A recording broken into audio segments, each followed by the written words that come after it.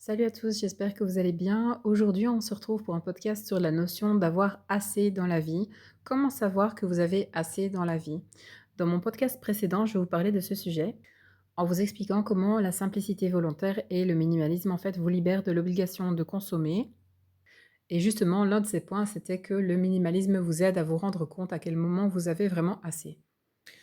Alors, il y a eu quelques années, donc il y a 2-3 ans comme ça, j'ai eu une prise de conscience, j'ai eu vraiment un pétage de plomb parce que je me suis rendu compte que je n'en avais jamais assez. C'est-à-dire que, comme je vous ai déjà raconté dans mon parcours, dans mes premiers podcasts, donc j'ai été extrêmement minimaliste, depuis, je dirais mes, 20 ans, oui. Enfin, ça a commencé vers mes 20 ans et jusqu'à mes 27-28 ans environ. Je peux pas vous dire exactement quel âge, mais bon, dans ces eaux-là.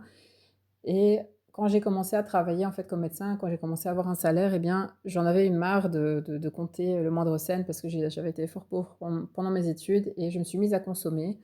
Et en fait, avec la consommation, je me suis sentie de plus en plus déprimée, de plus en plus frustrée. Et en fait, au fur et à mesure que mon niveau de vie augmentait, eh bien, je me suis rendu compte que j'en avais jamais assez. Et j'ai constaté ça aussi chez pas mal d'autres personnes. Et un jour, en fait, j'ai eu une prise de conscience comme ça quand mes enfants m'ont dit, je sais plus ce que je leur avais acheté exactement, je pense que je leur avais acheté encore un jouet qui coûtait cher et ils m'ont dit en fait: «Ouais, mais on va acheter quoi après?» Et en fait, ce jouet coûtait cher et le fait d'acheter ces jouets, ça me mettait sous pression parce que ça représentait des gros coûts, en fait, pour moi et je pensais bien faire, en fait, en me saignant, aux 4 veines pour acheter des jouets qui coûtaient cher à mes enfants et puis je me suis dit: «Mais en fait, je suis pas sur la bonne voie parce que ça change rien, en fait». C'est-à-dire ils sont jamais contents, vous voyez ce que je veux dire? Et je me suis dit: «Mais si c'est comme ça et qu'il y a pas d'avantage», même moi, en fait, même moi, j'étais toujours frustrée, j'avais toujours l'impression de jamais en avoir assez. Je râlais tout le temps, je me disais: «Oui, je vis en appartement, oh, j'ai pas une grande maison» et cetera. Réellement, alors que c'est surprenant parce que j'avais été très minimaliste dans les années qui avaient précédé et en fait, je me suis rendu compte qu'on s'habitue tellement au luxe, on s'habitue tellement à son nouveau style de vie, en fait, on s'habitue tellement à avoir beaucoup, que ça devient, en fait, votre nouvelle norme et vous commencez à vouloir toujours plus, en fait. Il y a pas de plafond, en fait, sky is the limit, je veux dire, il y a toujours quelqu'un qui a plus que vous, il y a toujours quelqu'un qui a mieux que vous, au niveau matériel, en tout cas et donc j'ai eu cette prise de conscience et je me suis dit: «Ça doit s'arrêter, ça doit s'arrêter» et je me souviens, en fait, que cette semaine-là, donc dans les jours qui ont suivi, je me suis dit: «Mais même si j'ai des enfants, j'ai quand même envie de diminuer». Parce que l'idée du minimalisme, en fait, revenait un petit peu dans mon esprit, après avoir bien consommé pendant, je sais pas moi, 3 ans, par exemple. Et l'idée du minimalisme me refaisait son chemin dans mon esprit parce que c'est bien d'avoir peu, enfin, je veux dire, avant d'avoir cette période de consommation quand j'avais, 27-28 ans. Avant ça, j'avais que connu, en fait, le fait d'avoir peu. Donc j'avais vraiment jamais eu l'occasion de consommer «comme tout le monde» entre guillemets et en fait, après avoir pu consommer même un peu plus que la moyenne donc du coup, eh bien, je me suis rendu compte que c'était pas la solution non plus. Donc j'ai eu cette prise de conscience et je me suis dit: «Mais même si tout le monde dit que les enfants ont besoin d'avoir beaucoup de choses pour être heureux, même si tout le monde dit qu'il faut ci, qu'il faut ça pour être respecté dans la société, j'ai quand même envie de revenir à de la simplicité comme je le faisais avant». Et j'ai commencé en fait à me poser plein de questions et à me dire: «Mais peut-être que les enfants aussi, ils sont plus heureux quand ils sont minimalistes. Peut-être que les enfants aussi, ça leur fait du bien d'avoir moins d'encombrement, d'avoir moins de surstimulation». Et donc j'ai pris en fait le pas, j'ai pris le la décision en fait de resimplifier ma vie et de toute façon, je vais vous dire, à ce moment-là, quand j'avais, tout un tas d'objets, quand mes enfants avaient tout un tas d'objets, bah, personne d'entre nous n'était content. Personne n'était content, donc je me suis dit: «Beh, ça sert à rien, en fait. Ça sert à rien de se saigner aux 80, ça sert à rien de travailler encore plus, de gagner encore plus. Pourquoi? Pour être juste énervé tout le temps».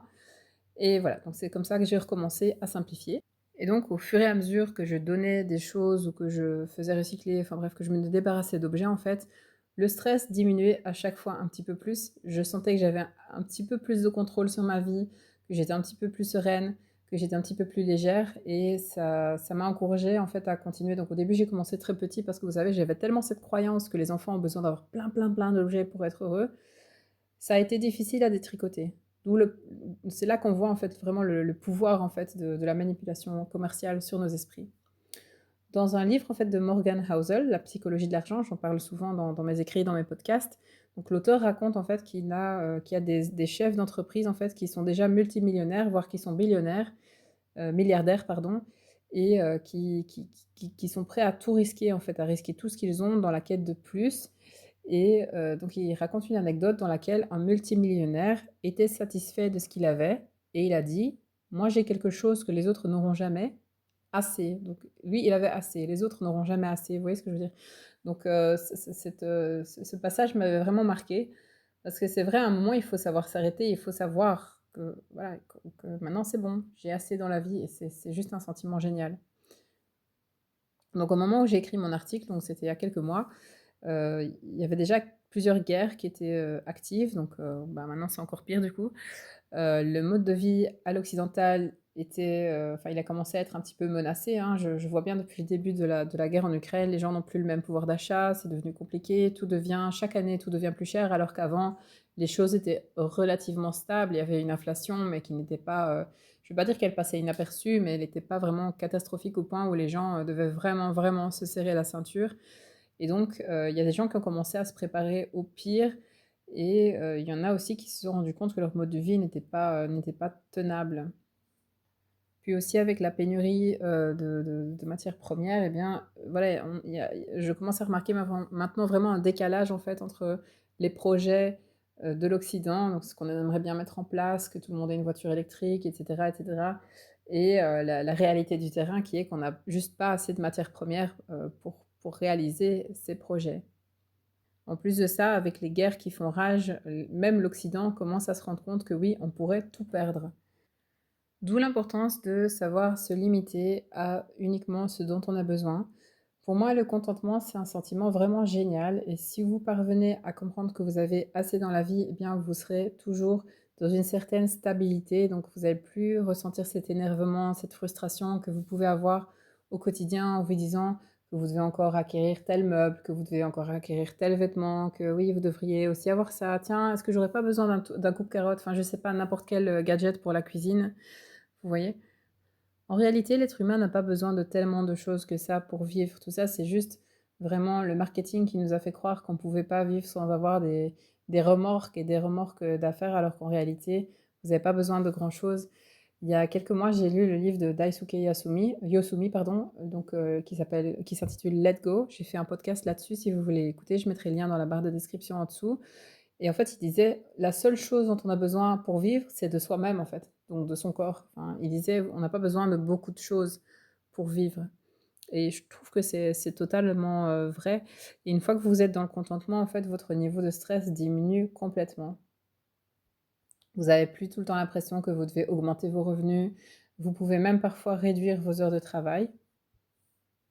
Et donc voilà, donc cette longue introduction, c'était juste pour vous dire qu'en fait, en minimalisant, j'ai aussi fait des recherches et je me suis rendu compte que, vraiment, on a souvent beaucoup plus de chance que d'autres personnes.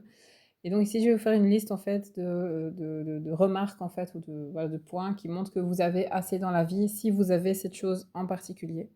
Parce que bien qu'on prenne ces choses pour acquises en Occident et dans beaucoup d'autres pays, industrialisés, eh bien, elles sont loin de l'être et plein de gens n'y ont pas accès.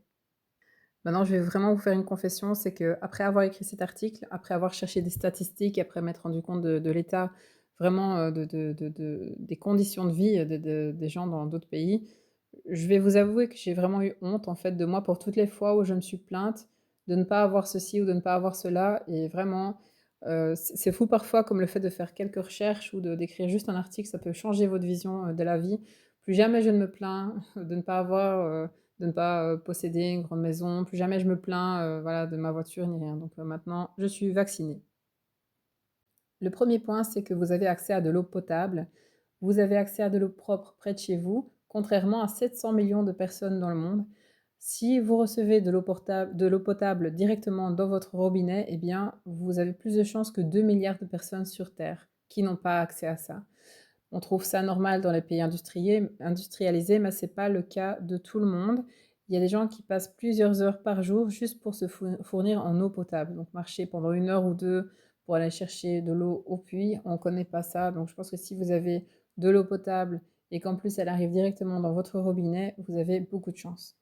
Le point numéro 2, c'est que vous n'avez pas faim. Dans les pays occidentaux, nous mangeons souvent avant même de ressentir la faim et parfois on se demande même: «Oh, est-ce que j'aurai déjà faim pour le prochain repas?» Si vous vous reconnaissez, levez le doigt. Non. Donc c'était en fait un luxe, si on considère les chiffres de l'UNICEF, puisqu'en 2023, 2,33 milliards de personnes étaient confrontées à l'insécurité alimentaire dans le monde et 864 millions souffraient de la faim. Donc souffrir de la faim, ça veut dire devoir parfois jeûner une journée entière ou plus. Je pense pas que dans nos sociétés, il y a beaucoup de gens qui doivent jeûner toute une journée, par nécessité, je veux dire. Le point numéro 3, c'est d'avoir un toit au-dessus de votre tête. On a tendance à évaluer le succès de quelqu'un par la taille de sa maison. Il y a une grosse pression sociale, en tout cas dans les pays que moi je connais, pour avoir une grosse maison toujours plus grosse, toujours plus belle. Et pourtant, le fait d'avoir déjà un toit, c'est déjà un succès en soi. Quand il pleut, vous n'êtes pas trempé. Quand le soleil tape et voilà, est brûlant, vous n'avez pas la peau brûlée. En cas de gel, vous survivez. Il n'y a pas besoin de faire un crédit immobilier sur 30 ans pour une maison de luxe ou d'avoir un jardin aussi grand qu'un parc. C'est déjà bien d'avoir un toit sur sa tête. De plus, la nature est partout, donc même un appartement, ça suffit à la limite. Vous pouvez sortir et profiter de la nature partout, profiter de la végétation dans des parcs, dans des réserves, etc., dans des fermes ouvertes au public. Et donc, si vous avez un toit au-dessus de votre tête, un toit correct, on va dire, vous avez déjà plus de chances que beaucoup de gens qui dorment dans la rue ou qui vivent dans des bidonvilles, puisque 1,1 milliard de personnes vivaient dans un bidonville en 2020 selon ONU Habitat. Point numéro 4, vous n'avez pas froid en hiver. Tout le monde ne peut pas se permettre le chauffage pendant les mois froids de l'année, même dans les pays riches. Si vous n'avez pas froid quand il gèle dehors, ça veut dire que vous avez assez. Même en Europe, là où je vis, une proportion importante de la population n'utilise parfois même pas le chauffage pendant l'automne et l'hiver tellement ça coûte cher. D'ailleurs, il y avait un article qui disait qu'en 2024, au Royaume-Uni, près de 2 millions de personnes prévoyaient de ne pas allumer le chauffage pendant l'hiver du tout. Donc si vous avez suffisamment chaud en hiver, eh bien, vous avez aussi énormément de chance. Point numéro 5, vous avez assez de vêtements. Avant de faire cet article, je n'avais jamais entendu parler du terme insécurité vestimentaire. Et pourtant, j'ai cherché des informations fiables là-dessus et donc 2 enfants américains sur 5 seraient confrontés à l'insécurité vestimentaire. Je parle des enfants américains parce que c'est l'article que j'ai trouvé, mais je pense que ce terme d'insécurité vestimentaire s'applique à pas mal de monde sur la planète, dans les pays moins aisés. Et donc, en fait, dans cet article qui parlait donc de ces 2 enfants américains sur 5 en insécurité vestimentaire, eh bien, ils expliquaient que parfois, il manquait l'école parce qu'il n'y avait pas de vêtements appropriés pour aller à l'école, parce que les chaussures étaient en mauvais état, ou bien parce qu'il faisait trop froid et que l'enfant n'avait pas un manteau suffisamment chaud en fait pour se protéger du froid. Et ça paraît un peu fou parce qu'on aurait tendance à se dire mais on fabrique tellement de vêtements chaque année, on met tellement de vêtements à la poubelle et malgré tout il y a une telle proportion de la population qui est en insécurité vestimentaire. Et voilà, vous allez peut-être me dire, oui, c'est un article sur les enfants américains, etc. J'ai personnellement connu un certain nombre de patients qui, effectivement, venaient demander des certificats pour maladie en me racontant qu'ils étaient malades, etc. Et où j'ai découvert, en fait, par la suite, que le vrai problème, c'était la pauvreté. Donc, par exemple, j'ai des patients, hein, pas un seul, hein, j'ai eu certains patients qui, voilà, qui n'étaient pas capables de payer des vêtements corrects à leurs enfants et qui, par honte, en fait, préféraient, en attendant d'avoir les moyens d'avoir des bons vêtements, qui préféraient ne pas les envoyer à l'école. Voilà, et aussi pour éviter à l'enfant une gêne. Vous voyez, donc c'est pas quelque chose de si rare que ça, au contraire. Et d'ailleurs, on peut parler aussi hein, de ce qu'on fait à l'Afrique quand on envoie tous nos vêtements de mauvaise qualité là-bas. Moi, avant, je pensais que quand je mettais mes vêtements usagés au container, je pensais que c'était recyclé. Je pensais soit s'ils ont enfin, je pensais que s'ils étaient en bon état, ils seraient vendus, et que s'ils étaient en mauvais état, ils seraient recyclés. Mais en fait, c'est pas comme ça que ça se passe. En réalité, ce qui se passe, ce que j'ai lu dans certains articles et vu dans certains documentaires, c'est qu'en réalité, les vêtements de moins bonne qualité ou qui sont légèrement abîmés sont quand même envoyés dans d'autres continents. Voilà, et donc je peux bien m'imaginer en fait que là-bas, ça doit être difficile de trouver des vêtements de bonne qualité puisqu'ils sont inondés en fait de vêtements usagés de chez nous qui sont en plus de plus en plus mauvaise qualité puisqu'on fait des tissus voilà, synthétiques qui ne tiennent pas sur la durée. Point numéro 6, vous avez accès à l'hygiène et à des sanitaires de base. Prendre une douche n'est pas quelque chose qui est acquis pour tout le monde. 2 milliards de personnes en 2022 n'avaient pas accès à des services d'hygiène de base et 653 millions n'avaient aucune installation sanitaire du tout. Donc vous imaginez comment ça doit être difficile de rester propre quand on n'a même pas accès à une douche ou à une installation sanitaire de base. Donc je pense que quand ils disent ça, ils veulent dire même pas d'évier par exemple. Donc imaginez-vous un peu si vous n'aviez même pas de lavabo. Et donc, si vous pouvez prendre une douche régulièrement et que vous avez un lavabo chez vous, c'est déjà une fameuse chance. Les toilettes et l'évacuation des eaux usées, ce n'est pas acquis pour tout le monde non plus. En 2024, 3,5 milliards de personnes n'avaient toujours pas accès à des sanitaires de base, des toilettes sûres et privées. 419 millions de personnes pratiquent encore la défécation à ciel ouvert. C'est une habitude qui augmente le risque de maladie. Imaginez de devoir sortir à l'extérieur pour faire vos besoins. C'est quelque chose que personne ne doit faire en Occident. Et donc, le simple fait d'avoir des toilettes chez vous, c'est également aussi un luxe, même si on ne s'en rend pas toujours compte. Imaginez par exemple que vous seriez obligé d'aller dans des toilettes publiques, beaucoup moins d'intimité, beaucoup moins de propreté, beaucoup plus d'efforts aussi. Donc, ce sont des choses en fait que nous trouvons naturelles et qui pourtant ne sont pas naturelles pour une grosse proportion de la population mondiale. Point numéro 7, vous êtes en sécurité. Est-ce que vous êtes en sécurité? Est-ce que vos enfants sont en sécurité? Loin des bombes? Est-ce que la police est corrompue ou est-ce que vous pouvez lui faire confiance? Est-ce qu'il y a une police à appeler en cas de problème? Avez-vous déjà été expulsé en raison de conflits locaux dans la région où vous vivez? Est-ce que vous avez déjà eu un risque d'être emprisonné sans jugement préalable ou bien simplement à tort parce que cela avait déplu à une milice, par exemple? Toutes ces questions peuvent sembler évidentes pour les Occidentaux et pourtant, une proportion significative de la population ne voit pas les choses de la même façon. 14% de la population mondiale vit à moins de 5 kilomètres d'un conflit violent. Ça veut dire une personne sur 7 environ. C'est loin d'être négligeable, c'est une minorité, mais c'est une grosse minorité. 14% vivent à moins de 5 kilomètres d'un conflit violent et jusqu'à 25% de la population mondiale vit dans une zone affectée par un conflit. Ce sont des chiffres de l'ONU. Point numéro 8, vous êtes en bonne santé ou en tout cas vous avez accès à des soins de santé.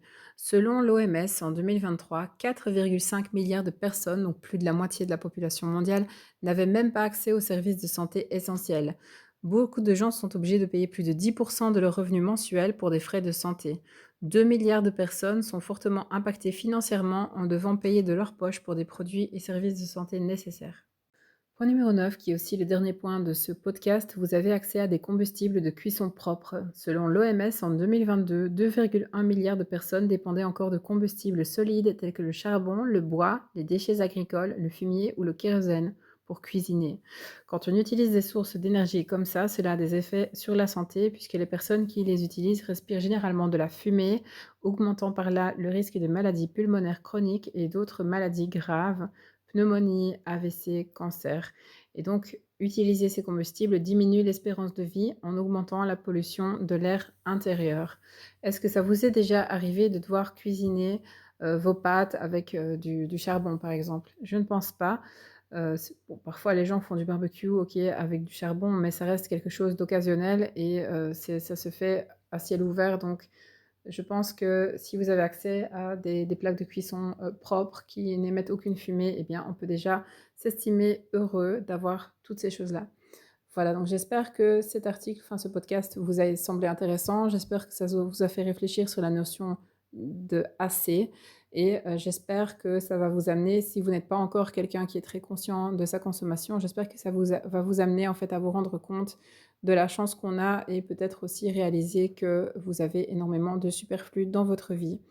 Voilà. Si vous appréciez ce contenu, n'hésitez pas à vous abonner pour être informé de toutes les nouvelles publications. Vous pouvez aussi aller sur mon site et vous abonner en bas des articles en mettant votre adresse email. Vous serez alors notifié de chaque nouvel article qui est mis en ligne.